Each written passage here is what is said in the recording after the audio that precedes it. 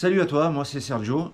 Bah voilà, je voulais faire cette petite vidéo en fait pour te faire part de mon retour d'expérience concernant le VTT AE Cube Race Réaction Hybride.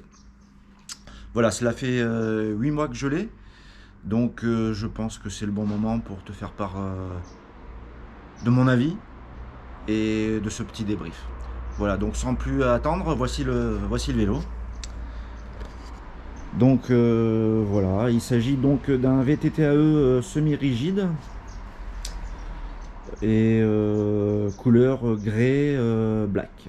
Voilà, il s'agit d'une taille M, car pour ma part je fais 1m76. Donc il me convient vraiment très très bien au niveau de la taille. Voilà, on va passer un peu plus aux détails maintenant, et après je te montrerai ce que j'ai modifié ou pas. Les petites modifications que j'ai apportées. Alors, on va de suite aller sur l'avant du vélo, au niveau de la fourche. Donc pour la fourche, il s'agit d'une suspension avant RockShox en 100 mm de débattement. Ça fait très bien le taf, hein. Et elle se règle pneumatiquement. Si tu as une pompe adaptée, tu vois par là, tu peux la régler plus ou moins forte. L'avantage de cette fourche et de cette suspension, c'est que tu as un système de lock. Tu peux la locker. Si tu es par exemple sur un trajet bitume, tu peux la locker et tu la déloques quand tu es sur du tout chemin. Voilà. Concernant les roues, alors les roues c'est du Schwalbe en marque. Hein, je sais pas si ça se prononce comme ça, mais je pense que oui. Schwalbe. Voilà, c'est avant-arrière en 29 pouces. C'est du 29 pouces. Donc tu vois, moi ce que j'ai rajouté, ce sont des protège-rayons rouges pour faire ressortir le rouge, hein. Après c'est l'esthétique, hein, les goûts et les couleurs, tu sais. Chacun voit midi à sa porte. Voilà donc pour les roues. Au niveau freinage, alors au niveau freinage, on est à l'avant sur un disque 200 à 4 pistons, marque Shimano, avant arrière. Voilà. Voilà le disque arrière. Alors les commandes de frein, on est également sur du Shimano. Il y a beaucoup de Shimano sur ce vélo, donc c'est une très bonne marque, hein, c'est assez fiable. Voilà, donc frein hydraulique bien entendu. Voilà, concernant la transmission, c'est donc 12 vitesses, ce qui permet de passer plus facilement les montées, les cols, avec plus de facilité, avec un dérailleur Shimano également. Donc elles passent bien, elles sont très agréables, très précises. Voilà ce que j'ai un peu modifié également, ce sont des poignées que j'ai rajouté, des poignées ergonomiques. Voilà, qui permettent d'avoir un peu plus de confort sur les longues distances. Alors pour les pédales, j'ai opté pour ces pédales là, ce sont des RockBros, pardon. On les trouve sur Amazon, hein, notre revendeur en ligne américain préféré. Donc l'avantage de ces pédales, c'est qu'elles sont pas mal équipées de picots. Donc comme tu peux le voir, il y en a 4 et de 6 et 3, 9 de chaque côté. Donc ça permet vraiment une bonne accroche au niveau des pieds, ce sont des pédales plates. Alors concernant le moteur, on est sur du Bosch Performance Line CX, dernière génération. Donc c'est un moteur qui est très fiable. Il a une très bonne longévité et surtout c'est un moteur qui est très puissant puisqu'il développe une puissance, enfin un couple de 85 Nm. Donc ce moteur il est couplé avec cette batterie que tu peux voir, qui est assez costaud quand même, hein. C'est une Bosch PowerTube 625 watts, hein, voilà. Donc je vais te montrer comment on l'installe, hein, et tu vas voir qu'il y a un bon système en fait d'antivol, hein. Donc je vais te montrer tout ça de suite. Donc on prend la clé, on l'insère dans le petit verrou. Voilà, tac. On insère notre batterie dans le cadre. Et ensuite, il n'y a plus qu'à tourner un petit peu la clé et clips. Voilà.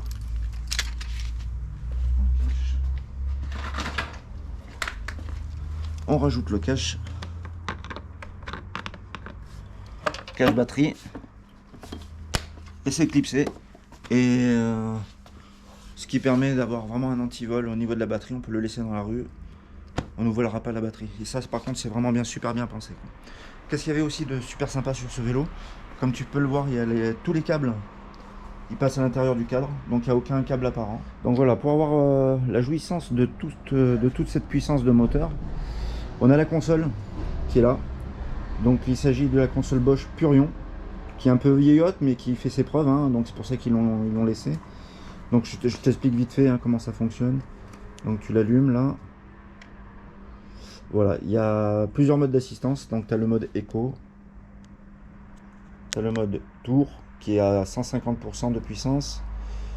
Tu as le mode MTB, c'est un mode un petit peu automatique, on va dire. Moi personnellement, je l'utilise pas ce mode là. Et tu as le mode Turbo. Alors pour te donner maintenant des petites indications concernant l'autonomie. Donc l'autonomie en mode Eco, on peut rouler, moi je l'ai fait l'expérience, hein, on peut rouler jusqu'à 140 km, ce qui est vraiment énorme. En tour à 150%, on peut arriver à 70 km, 70-75. Et enfin en turbo, on peut monter à 45 km. Voilà. Donc ce qui suffit vraiment largement, hein. Il y a une super autonomie sur ce vélo. Voilà, donc la console Purion nous donne le kilométrage bien entendu, la vitesse à laquelle on est, enfin etc. Il y a plein d'indications. Elle est également rétro-éclairée la nuit. Alors voilà, la selle c'est la selle d'origine, hein. C'est une selle confort, tout ce qu'il y a de plus banal.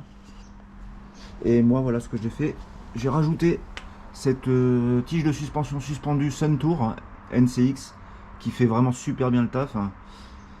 Donc tu vois, elle est ainsi faite. Donc ça nous donne vraiment l'impression d'être sur un tout suspendu. Enfin presque, hein, parce que c'est juste pour gommer un peu les aspérités, hein. Donc voilà, j'ai fait un peu le tour avec toi là, de tout ce qu'il y avait à voir, hein. Après je te fais un petit tour façon profane, hein, je suis pas vraiment un professionnel, mais je t'explique un petit peu tout ce qu'il y avait à voir. Et également ce que j'ai modifié, c'est au niveau de la position de conduite. J'ai ajouté ce qu'on appelle donc une potence réglable pour avoir une hauteur de guidon plus élevée, parce que ça me faisait vraiment mal au cervical sur des longs trajets, donc j'étais obligé de le faire. Voilà, donc en résumé, qu'est-ce que je pourrais te dire? Voilà, qu'est-ce que j'ai fait moi personnellement avec ce vélo? Et ben en fin de compte, j'ai fait une utilisation qui est vraiment très variée. Alors j'ai fait beaucoup de pistes engagées hein, avec. Donc il ne faut pas avoir peur d'y aller, hein. Je suis allé dans la Haute-Savoie. On a fait des pistes de descente de DH. Donc bien entendu, c'est pas ce que je fais le plus régulièrement. Parce que dans ce cas-là, il faudra vraiment envisager de passer sur un tout suspendu qui sera vraiment beaucoup plus adapté à ce genre de bécane, quoi. Et également, qu'est-ce que j'ai fait? Des pistes VTT, cross-country, hein, randonnée montagne. Également du tout chemin. Et actuellement beaucoup de pistes cyclables, de la ville. Donc tu vois, c'est un vélo qui est vraiment très polyvalent. Et moi je te fais donc ce retour d'expérience concernant ma propre activité. Effectivement, moi c'est un vélo qui me convient et qui me correspond. Maintenant c'est sûr que toi par rapport à l'activité que tu vas avoir avec un VTT ou un autre vélo, et selon ton budget bien entendu, tu vas être amené à choisir telle ou telle marque. Voilà, moi je te faisais juste le débrief concernant le Cube Réaction hybride année 2021 qui est vraiment très bien. Et si je pouvais résumer ça par une seule phrase, je te dirais que c'est un vélo qui te permet de grimper aux arbres parce que ce moteur il a une puissance de folie. Voilà, sinon je te remercie de m'avoir suivi, de m'avoir accordé un petit peu de ton temps, c'était vraiment très sympa. J'espère pouvoir te faire partager mes prochaines vidéos, mes prochaines sorties. Pour cela, si tu es intéressé, abonne-toi et puis tu pourras me suivre dans toutes mes aventures. Voilà, en tout cas, je te remercie encore une fois et je te laisse en compagnie du bike.